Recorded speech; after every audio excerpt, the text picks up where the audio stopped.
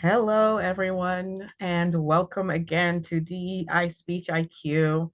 Trying something again different and recording this particular one. So, for those of you that are watching, we are not live. I would still love for you to comment and chat when you watch it, but just in case you don't see us responding, you'll know why.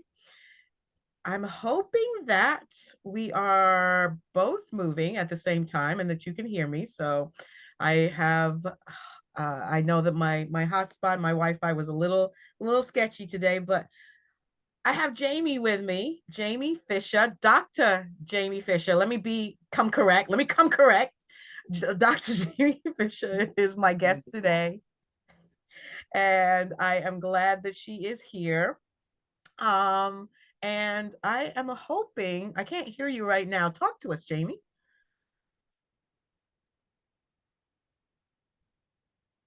All right, so the recording may be happening on one side. I'm hoping that we can get both sides. Talk to us again, Jamie.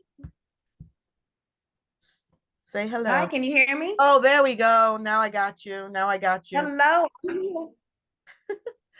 You know what's happening is probably that on my side I'm going to have like this recording that maybe is a little bit kind of back and forth, so I'll have to double check it. But I do want to thank you for saying yes to coming on. Cheers to you. I'm happy to be here. Thank you so much for having me. And I'm looking forward to our chat. I think we have nice, easy talks. So I see your logo. Love it, love it, love it. Yes, ma'am. And this is mine. This is my world class speech. So Beautiful. We like yes, it. yes, I've had lots of fun with it. So I'm glad that you said yes to talking to me. It's easy for us to talk. I think from the first time that we met, we just hit it off. So I Yes, ma'am, we anticipate that this did. is We going to be, did. yeah, this is going to I be could have great. sworn we were probably cousins in a past life. I know, Pam. So I'm psyched. I'm very excited about this. And so, like I said, Dr. Jamie Fisher, can you tell us a little bit about how you got into speech pathology? Where did you come from and how did you get interested? Well, I'm originally from Louisville, Kentucky. I went to Central High School in Louisville, Kentucky that had magnet career programs.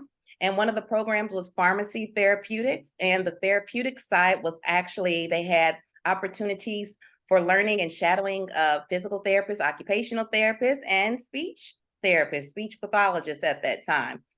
And at the time, I really wanted to do more of the pharmacy side of things in the pharmacy therapeutics magnet.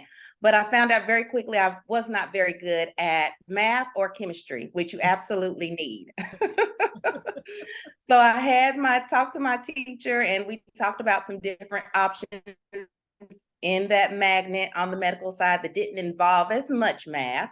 And so I shadowed a physical therapist, an occupational therapist, and a speech therapist. And I loved what the speech therapist was doing.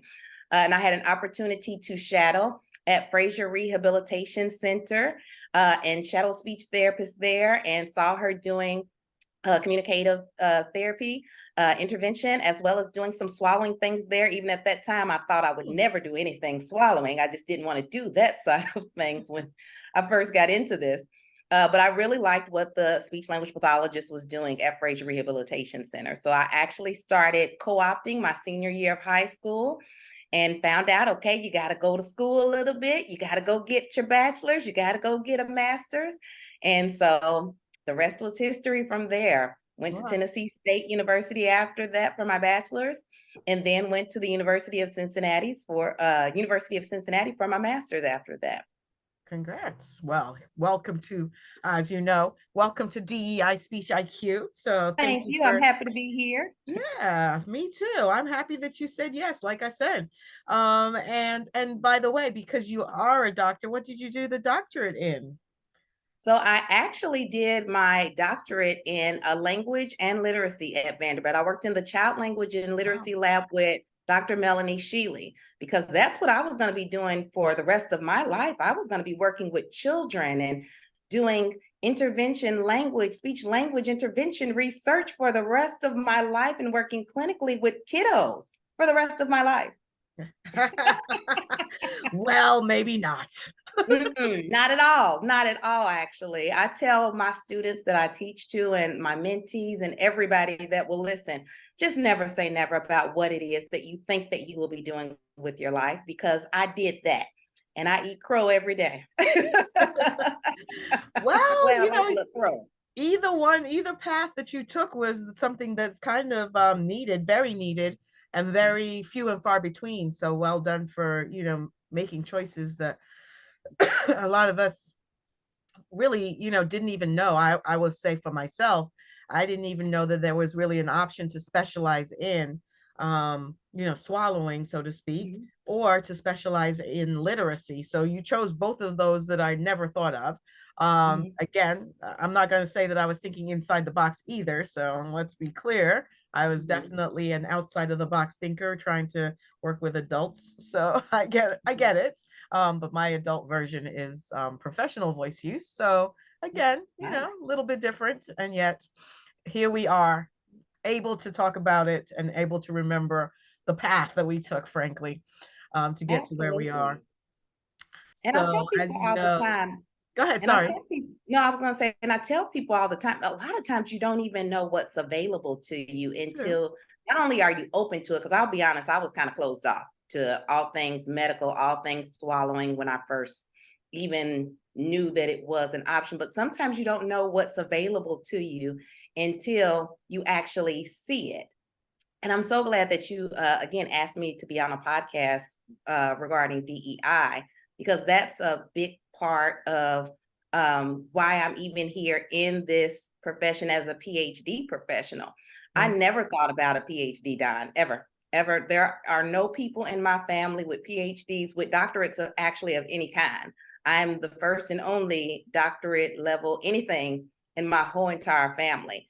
But it's mostly because those just aren't things that we see, that we kind of need to see. Yeah. You need to see that kind of diversity, that kind of inclusion around you to see what's possible and to see what you could actually have an option of doing. And it wasn't until I went to Tennessee State University that I saw a beautiful, beautiful African American professor with high heels on and looking like everything that I would ever want to aspire to be, that I even knew it was possible. And I was so thankful that this person took me under their wing as their mentee and said, okay, here's what we're going to do. And you're going to apply for this and you're going to apply for that. And just really mentored me into the field of speech language pathology, and not only let me know what was possible for becoming a speech language pathologist, but also even the option of getting a PhD or aspiring to do the PhD. Yeah. So, Yeah, I don't think many people think about it because it is a professional field that's, kind of in the vein of, so to speak, service, right? So it's service with humans, human service specifically. So at that point, you're mhm, like, okay, I'm done. Like that's it. But you don't really think that right. there's more, right? So, and again, like logically, when you reflect, you're like, oh yeah, of course it makes sense. But also it wasn't for us, right? We weren't said, like there was nobody that was telling us that it's for you specifically. And because we don't have family Mhm, members, like you said, that have done it before, it's definitely not something that is common knowledge that it's possible in any way, shape, or form to be able to find how to, find your path through that. So, one of the things that mhm. you brought up was, of course, as I said, DEI. So, how did you determine, or when did you determine that DEI was something, like when early in your career, or what part of your career did you determine that DEI was something that you really wanted to turn towards for, for any part of it, or that there was a need, frankly? Mhm. Well, I always knew very, very early on that there was a need for this. Um, Again, when you go to, so going to an HBCU, Hmm. Tennessee State University, of course, there's a lot of people who look like me. But then going to graduate school, of course, not so many people who look like me. And then getting out into the workforce and definitely getting amongst all of the speech language pathologists, those numbers start to shrink very, very much so. down to the whole 8%, which I know we're all very familiar with 8%. But even in the silo of being in an HBCU, starting out, I knew even then, and even going to a historically Black high school in Louisville, Kentucky, even still at that historically Black high school, once you got out of that silo of the historically Black high school, the HBCU, you do go out beyond the school and you are where it's not so many.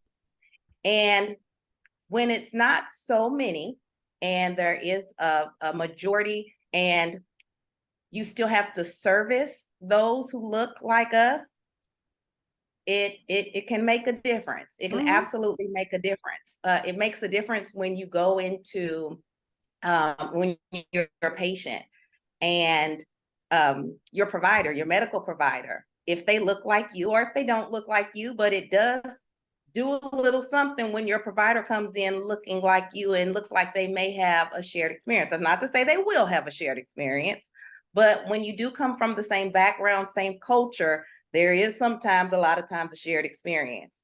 And that makes a difference as a patient. It just does. So I kind of knew going in, like I said, very early on, that there is something to this diversity, equity, and inclusion amongst medical providers, healthcare providers, and making sure that our patients, again, have what they need, especially if we are coming from the same background, same culture. It just makes a difference. It does. I'm sorry. Nothing to be sorry about. It is true. It is true. Uh-huh. I think that that makes a lot of sense. And of course, we know that, as we are in our fields, that we see who we see. And it depends, of course, on, in some ways, who we see in our classrooms, who we see in our careers, like who's coming into get services. And I think that depending on where you're placed or depending on where you choose to, go to school, it kind of depends. What I know for a fact is most of us, no matter where we're going, we're not usually the majority in speech language pathology. That is the truth about it. Like you said, with the 8%, it makes it definitely more obvious in that moment, even though I don't know that we are always, like, okay, in grad school, like I'm gonna, fight the power right now. But I kind of also feel like there's some of that where we're like, what is going on? I still need to fight the power. But again, as best as possible, you Well, I tell definitely my students all the time, pick and choose your battles, child. Just pick and choose your battles. That is great advice no matter what. very, very good advice. Very good advice. So I know that you do so much in the field. You were talking about, kind of your journey to get so far. And I know that, as you said, you're both a professor, you're a business owner. And so tell us a little bit about how you might see, the perspectives of DEI in our field, with whether it's the clients that you're working with or frankly the professionals that you're working alongside, and how that plays a part. Well, I will say, I'll start with just the professor. As a professor, I have the unique opportunity of training students on the graduate and the undergraduate level. And I absolutely love what I do with teaching there. And I get to infuse a lot of what I've learned over the years regarding diversity, equity, and inclusion. And even a lot of the new things that we're learning as far as neurodiversity, a lot of the new terminology that we are still learning as far as transgender, lots of different areas of just lots of different areas where we can really are still continuing to learn. And I tell my students, I'm continuing to learn just like you are. I know that this is all a learning process, but getting to infuse a lot of the new learnings that we have into our graduate programs has been really nice. And again, continuing to learn. I tell people this continuing to learn thing. I want all of my students to know that you have to be a lifelong learner in our field because there is always going to be something new. And when it comes about, we got to be willing to look at the new, change, and do what needs to be done again for our patients. And we Mm, can start doing that on the graduate level, that we don't have to wait until we're already speech language pathologists. If we're already speech language pathologists, but if we can start hitting a lot of this at the graduate level, that's really what I try to do and infuse in to my programs. I also do trainings through Nashville Speech and Swallowing Specialists. We offer clinical services, but we also offer training courses, continuing education courses for speech language pathologists. So like I said, even if you are a speech language pathologist, I'm still teaching you there and still training you there. And again, getting to infuse a lot of what I am experiencing within my private practice, within the hospital settings that I continue to work in, and getting to share a lot of those experiences there. mhm. So we talked about professorship, private practice. Oh, and in the community service that I do a lot of community service with my high school that gave me so much. I love giving back to that program at Central High School, where we do a lot of recruitment for those. Um, we do a lot of recruitment for those from diverse backgrounds because again, we need you. We need you. We need people from different racial backgrounds. We need people from different gender backgrounds. We need people from just all over, different regional backgrounds. We need people from all over that can definitely relate to the clientele that they're going to be working with. Right. Um, so I Right. definitely utilize those opportunities to really recruit and get people to know about our field. Because again, if you don't even know that our field exists, and what I find is when I go in and I do a lot of these programs, mentorship programs with the high schools, and even with some middle schools that I'm starting with now, they have not a clue what, again, speech language pathology is, what audiologists are, who audiologists are, even the communication field, even of in and of itself, that it's even an option. So going in and really letting people know about our field, and then letting them know that we need specifically you. We need people who look like you. We need people who act like you. We need people who think like you. So Right. those are some of the things that I'm currently doing Right. Right. So and have been definitely. doing for a little while. It's a lot. It's a lot. And one of the things that you were talking about also, that I just wanted to touch on is the fact that you were talking about continuing education. And I think a lot of people don't know that this is an actual requirement of ours. So Mhm, it's not that we get out of school, stop learning, and then just mhm, figure it out as we go along. It's that we have to touch base, like we have to go back, refresh, frankly, update, mhm. and we need Absolutely. quality programs such as yours that are giving us opportunities to learn something like you said that's new, that's novel. Gender affirming therapy, gender affirming speech services, excuse me, I won't call it therapy because it's not. Mhm, Gender affirming mhm, speech services. And that's something that was not on the radar for us, and yet it's very important for the quality of life of many, many people, that they need to be able to, to be able to feel comfortable in the way that they present themselves vocally, right? mhm. And so Absolutely. love that. Yes, I love that. I hope See, that now we I'm gonna have to get you to guest speak in my voice class coming up in the summer. Come on, Don. We need you. well, hey, listen, we do what we do for each other. So Absolutely. I'm gonna keep get you it to come going. on on. Exactly. Let's keep it going. So I definitely understand where you're coming from. I think, for myself, I live in Queens, New York, and it's a very diverse population that I work with. There are people from everywhere. Queens is the most diverse borough, has been traditionally the most diverse area of New York City, and probably New York State, across the state altogether.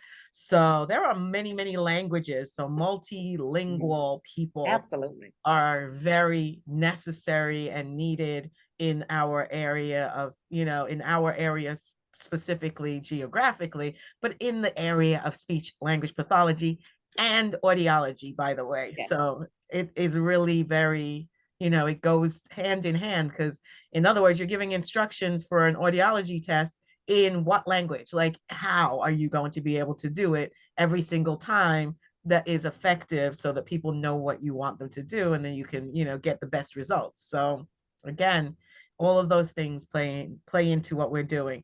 But one of the things that I also wanted to talk about is, because I'm intrigued. I'm not gonna lie, I am intrigued. I've worked at some levels with pediatric dysphagia. Dysphagia, for the audience, is the term that we use, that talks about feeding and swallowing in particular. And that's just the basics. So please understand. She's about to correct me. But No correction needed. You're doing good. Keep going. Keep going. so, and I know that that's one of your areas of specialty. And I think that that's something that for those that are not in speech pathology, that the connection between all of those areas come together. So, how do you address that in your area? So let me just start out and say that I never wanted to do this gross stuff ever in my life. It was never my plan again to do this gross swallowing stuff and literally look down people's throats every day. When I was in grad school, I literally looked my dysphagia teacher square in her face and said, "Girl, what do I need to do to get A in your class? Because I'm never going to do this gross stuff," just as a very snotty-nosed grad student. Yeah, and I saw that professor at a conference, a dysphagia conference several years ago, and she said, "What are you doing here, of all people? What are you doing here?" And I had to tell her, "I'm so sorry. I'm down people's throats every day." But no, this kind of goes back to, again, you don't know what's possible until you even see somebody else doing it. I know when I was in school, everybody, again, people that look like me, we were all going into the education side of speech language pathology. And not that there's this competition of who can do medical speech language pathology, they're both, who can do education-based, they're both rigorous. They both require you to study. They both require a lot of time and effort. And I know there are some medical speech language pathologists who are great that could never do education-based speech language pathologists. And then I know vice versa, some education-based speech language pathologists that could never do the medical side of things and don't want to. And then I know some people who do both very, very well.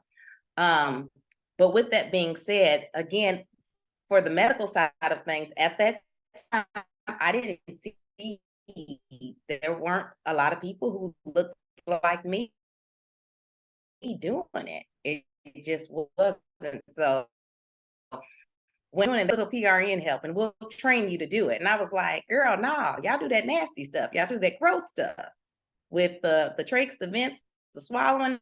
Mm-mm. No, I don't want to do any of that." And then they reminded me that I was a broke PhD student again, and I might need a little extra money. And they were right, because I was broke at the time back in school. So I said, okay, you guys train me, you pay me, and you train me, and I don't hate it. And you train me because, again, that side of medical speech language pathology, it does require you to do some things and get a type of training so that you know exactly what you're doing so that you will not harm a patient. And so I said, again, if you just train me and I like it, then we'll go forth and we'll do it. So that's what they did. They trained me up very, very well. It's like doing a clinical practicum all over again. And I learned so much. And just in short, I fell in love with what I was doing. I started noticing a lot of those patients, they look like they could swallow, but maybe not. And then I start asking more questions about instrumentation. And I started, after I start asking questions about instrumentation, I was like, "We need to start doing this here at our facility. We're sending them out, but it's taken so long." And so they were like, "Well, nobody's trained in that." So that's when I went and got trained. I said, "Well, I'll go get trained so we can get this instrumentation and get the patients what they need." So the more training I got, the more engrossed in it I got, and just saw a real huge need for this type of service. And again, not a lot of people that look like me doing it. And again, you know how I feel about the patients and patients being able to see people that look like them out in the actual clinical field doing what we're doing, so that again they can see people that look like us and be comfortable with the services that they're receiving, or even if they have questions, that kind of thing, being able to do that. Um, so yeah, that's one of the things that I definitely never planned on doing, but once I kind of fell in love with what I was doing, I ran with it. I seriously ran with it. Um, One of the things that I can say is, again, in trying to get more diversity, more in equity, more inclusion of again of people from all different types of backgrounds. Um, it just again, it really just makes a difference when you can see people, a diversity of all different backgrounds. Again, people who look like you, and I keep saying people who look like me because I'm just speaking from my perspective. But again, there are all different types of diversities, as you know. Um, but even when I go to conferences, for the most part, when I go to conferences, I am typically the only African American there, or there's either one or two or three of us, if that. If we might be lucky if three at these more medical based conferences. And I'd love to see more of us there. I'd love to see more of us that can speak to the cultural side of clinical care for African Americans. And again, that's just my experience. That's who I am. So I'm speaking to that. But even people from other backgrounds that can speak to other types of diversities at these different conferences. That's the kind of stuff that we need. We need that out there so that all different backgrounds are kind of represented. So. I was going to say that's the minimum requirement, that we're represented, and the maximum and the ideal requirement is that we are not only represented but welcomed and That part. embraced and celebrated, and Mhm. that it is something that not only do they say, oh, they're here, but they say, oh, they're here, and we Mhm. respect them being Mhm. here and Mhm. their contribution to what's going on, Right, which is right. really a And big part. yeah, that's a great point to bring out too, and not just tolerated. Oh, Mm-hmm. yeah. Not just tolerated, but actually here we're accepted. We are actually a part of this, and we bring value.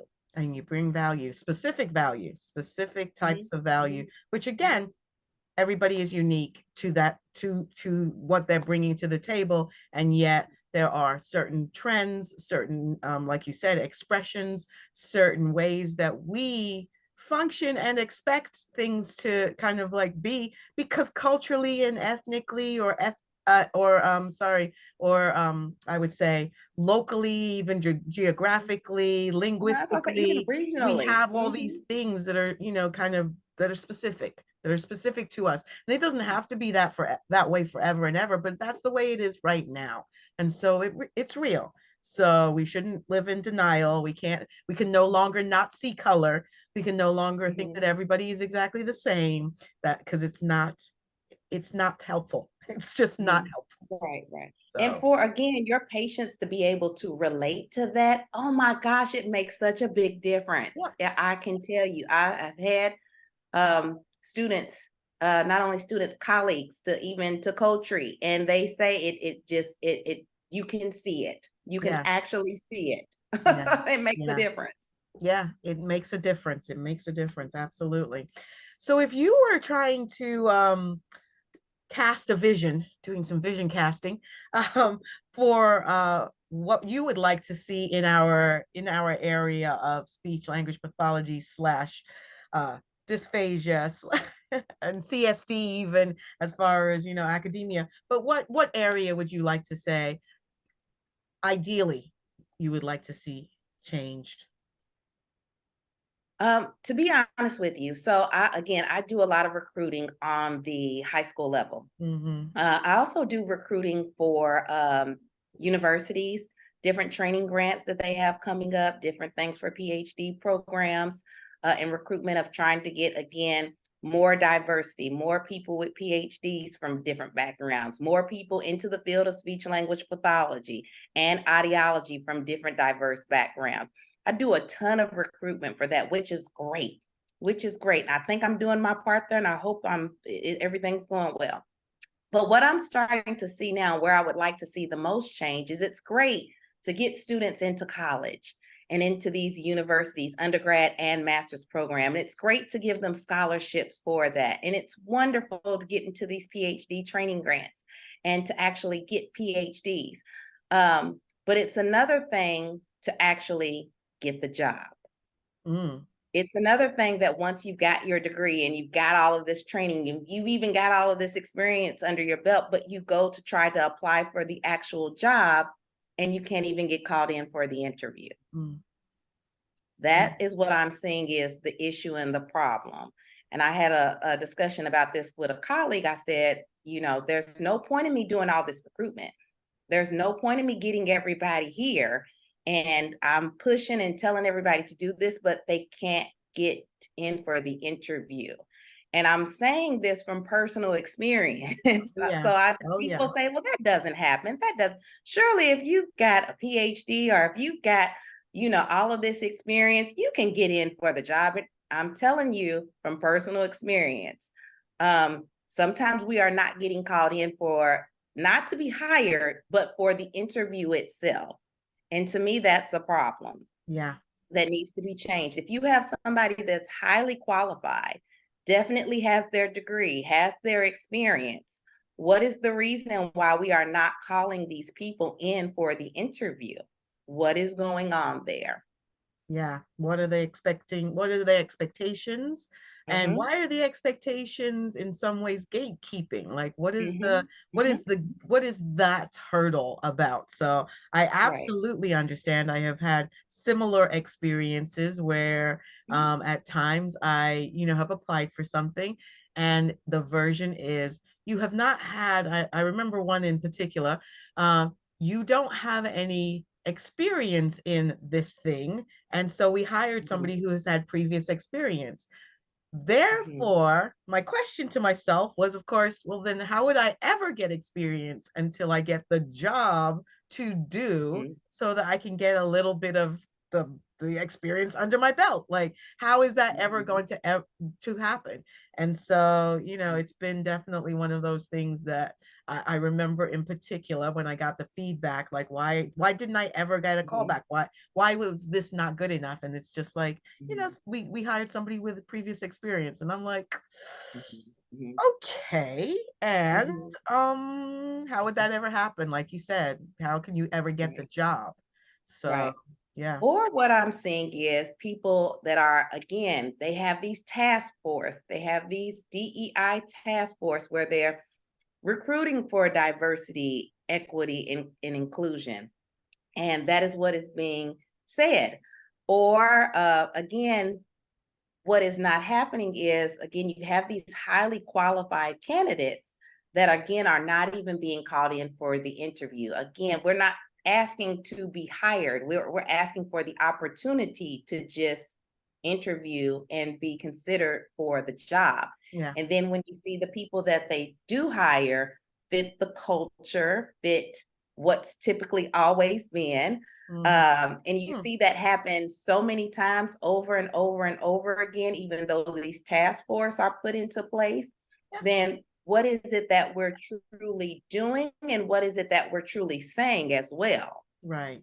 So that's something to just kind of think about and consider. Because again, there's no point in us doing all of this recruitment and getting all of these people prepared for these jobs that when it is time to get an opportunity to apply for the job or to get called in, that it's not happening. Right. That's a problem. One of the things that I'm just thinking about is because I've been on a few search committees. And the search committees usually have a rubric, let's just call it a rubric, a checklist of things that they're expecting.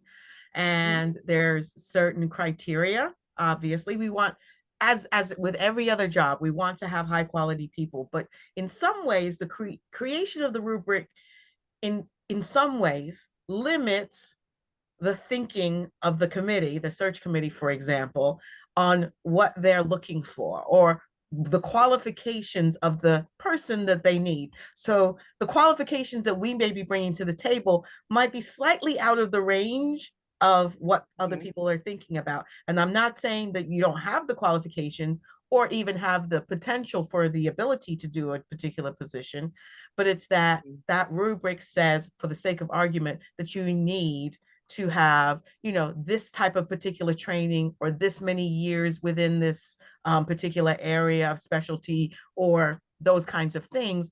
And then it's that because we're not very often in these areas, we tend to say, we want to try it, we want to give it a go, we know we can do it, and maybe we have all the other qualifications, but we're missing that one thing on that rubric that will knock us out the park. Now, here's the other part, which is kind of what you're saying too. Sometimes we have all the qualifications and still Mhm. people are just, oh, I don't have confidence in this person because, and they make up just Mhm. another type of reason. I don't even know where those things come from, except for I can imagine that there's something else. And I know I've been on a search committee where I will tell you the other thing, which I tell students every once in a while. So if there's any students that will be listening to this recording, maybe close one ear and open the other ear. But sometimes it's who you know. Sometimes it's who is part of your network. It Mhm. is who has spoken on your behalf in the room. So I'm not going to lie. I think that that is also part of it. Mhm. I wish that I wasn't, like as aware of this as I used to, as I was, naive before. And I was like, as we do, we get our qualifications, we get our certifications, we get our degrees, and we say, now we are qualified to do the things. Mhm. Sometimes because you have an aunt, an uncle, a person in the network already that's talking to somebody on the side, they can't hire you directly, but they've heard good things about you. Mhm. Mhm. Where are they hearing these good things about you? Just But this saying. is this is why I tell students too that you always have to be so professional. I gave a talk with the University of West Georgia, their NISLA group, about professionalism and how important that is because our field is so small. Everybody knows everybody. They just do. Uh, and if somebody does speak about you or speaks upon your behalf, Yep. you want to make sure that what they say not only is true, of course, but that is good stuff that they do say about you because we are in a field where we're communicative and people are going to talk. And a lot of people do get opportunities based upon who they know and how they've interacted with them, including their professionalism with them. Professionalism does matter. There's no getting around that. Yep. There's no getting around that at all. Yep. So definitely that's something to consider as well. And if you are a Absolutely. student, definitely thinking about that and keeping professionalism at an all-time high. Yeah. But one of the things that you said, I'm losing my train of thought, but it'll come back to me probably afterwards. But you said something, I was gonna speak to it, and now it's I gone. don't know Look at because me. I'm just going to add one other thing, which is that one of the things that you had said earlier was that we're often not in the field and you're the first in your family to do certain things. And I think that that's also Mhm. part of it, right? So if my aunt, my Yeah. uncle, my brother, my sister are in the field of speech language pathology, or let's just say they're not in speech pathology, but they're in OT or they're in PT or Mhm. they're in nursing, and that they speak to the speech pathologist at the medical center and they say, oh, I know somebody who's good for that. That's Mhm. part of Yeah. it, right? So sometimes it's not the Yeah. direct version of the network, it's the indirect, it's the familial Mhm. bonds. And this has been, to be honest, this is the version of that what that they talk about as far as just people in other fields, in other areas, that there's a family legacy within a particular area, within a particular business, within my mom was a nurse, my, aunt is a nurse, my sister is a nurse, we're all nurses, like whatever the version is. And that makes a difference because we're few and far between. We're so few and far between that we often don't have any of our family that can be in the conversation. Right, So right. that's, And I think that's what kind of pushes me even more so to do a lot of the things that I do. Um, because again, I didn't have a lot of that. And I know what kind of opportunities that can bring to others if you do kind of have that in the know. yeah, So that's a lot of the push and of why I do a lot of what I do, because I really just want all of us to be as successful as possible. right. And nobody is successful alone. They're just not. I'll tell anybody, people look at me and think I'm really, really successful. And I tell people I did not get here by myself. I had a lot of help along the way. I had a Correct. lot of good people looking out for me, Absolutely. had a lot of good mentorship. Now, don't get me wrong, I did a lot of this work. I did work. You did the work. I did work hard. Right. But again, I definitely had assistance. I definitely had help. And Right. because of that, I definitely try to put it back out into the world and pay it forward. Right, absolutely. And what you said is true also to the students, which is that, you do want to have people that are going to advocate on your behalf, that whether they're Mhm. mentors or whether they're sponsors, that they're going to speak well about you in the room, so to speak. So Mhm. absolutely, Absolutely. you don't have to be related to everyone, but there is there all I'm saying is there's certain pockets of people that have that additional advantage. So Mhm. I don't want to deny that that is the truth. And I know enough examples of this that I know that that's possible. Like I know that that's real. So our time is running short, but I do want to know, are there any particular projects or things as far as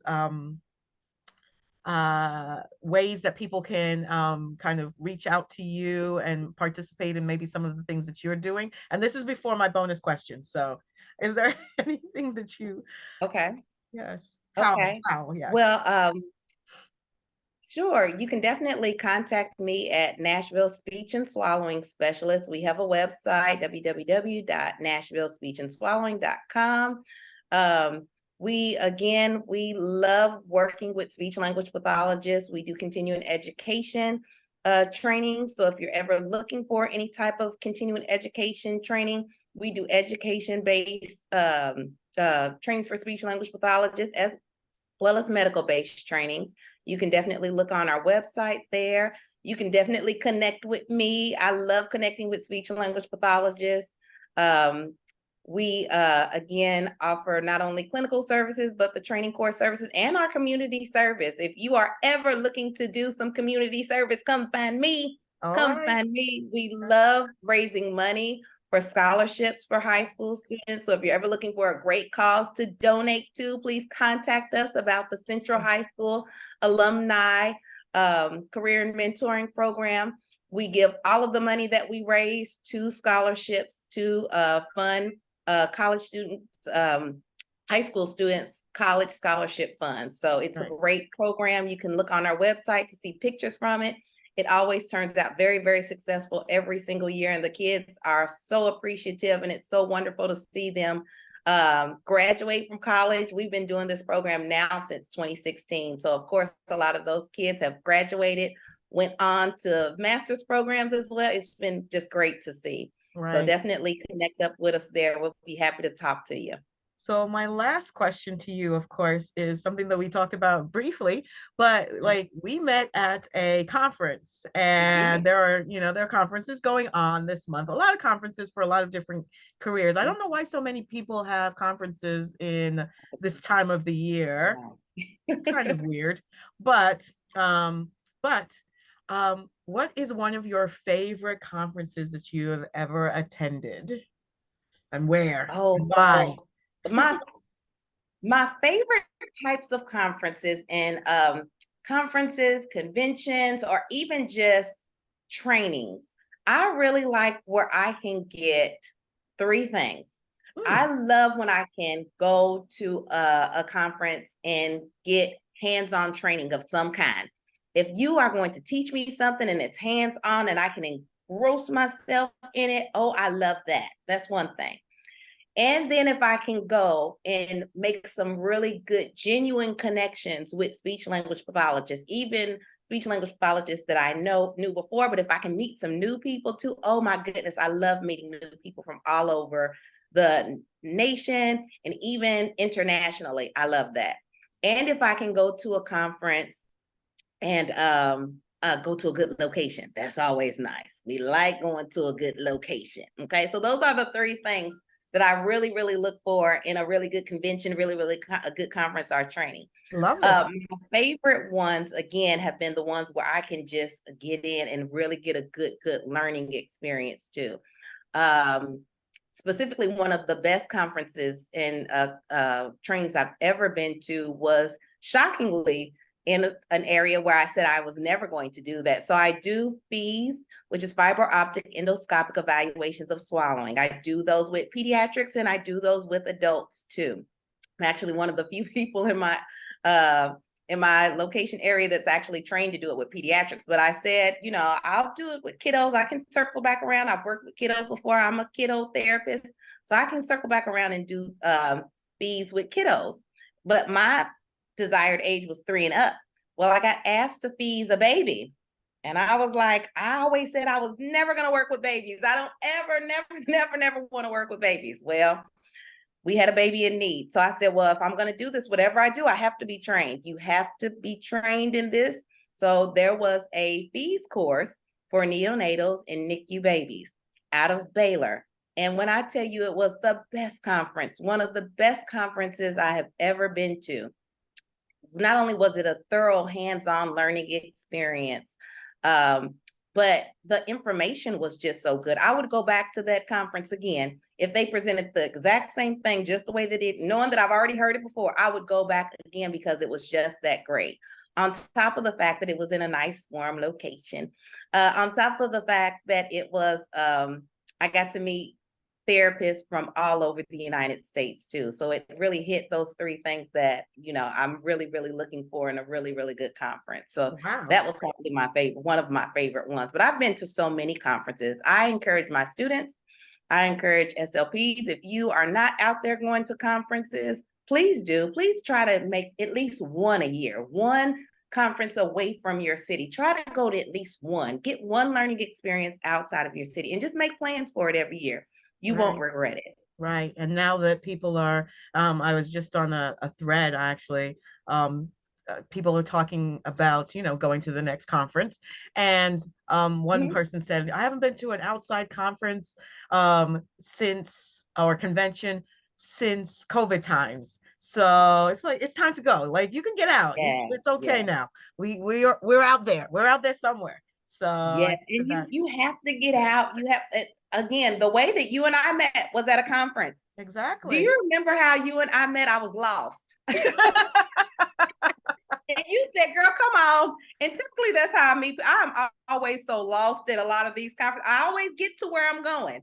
And I know what I'm doing in other areas of my life and in my profession, but orientation wise, trying to get somewhere, Chad, I am lost. I am lost. And I believe you said to me, come on. I was like, let's just right across the street. Let's go. Remember it was raining and I was like, oh no, oh no. Absolutely. It was New Orleans, which is a great place for a conference. Loved it. Oh gosh, So New Orleans was so absolutely. fun. Yes, And the so much food was fun. so So much good. fun. I'm doing it again. But so thank you Yeah. again for coming and being a guest. Cheers to you. Cheers to all you do. Yes, Cheers thank you to, for having me. This was fun. enjoying. I Yes. enjoyed your discussion. I enjoyed hearing more about, what you do, of course. And I think that the audience that's going to watch this are going to be able to learn a little bit more about what we do as speech pathologists, what types of other things we can do other than, stuttering therapy and lisps. And I'm using Yes. those terms very loosely, let's be clear.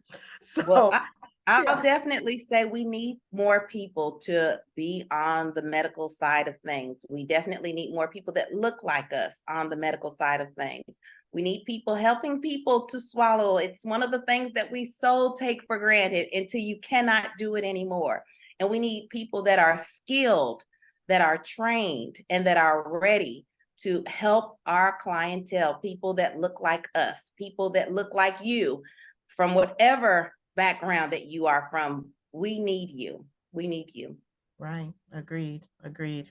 So thank you again. And of course, we will be in touch. We will Yes, see ma'am. what the next You can project is come going guest to speak be. for my voice class. I told you. So I'm definitely going to, and then you might be speaking to my clinical students. So let's be clear, Sure, that is sure. also a possibility. So we will definitely talk offline and make sure that we share information and do the next thing because again, Absolutely. Well, that again, board. thank you for having me. This was fun. It was so great to talk to you again. And I know that this interview was a little bit longer than initially anticipated. So I hope that the audience has gotten a good amount of information out of this, and I look forward to our next DEI Speech IQ event. So thank you again. Thank you.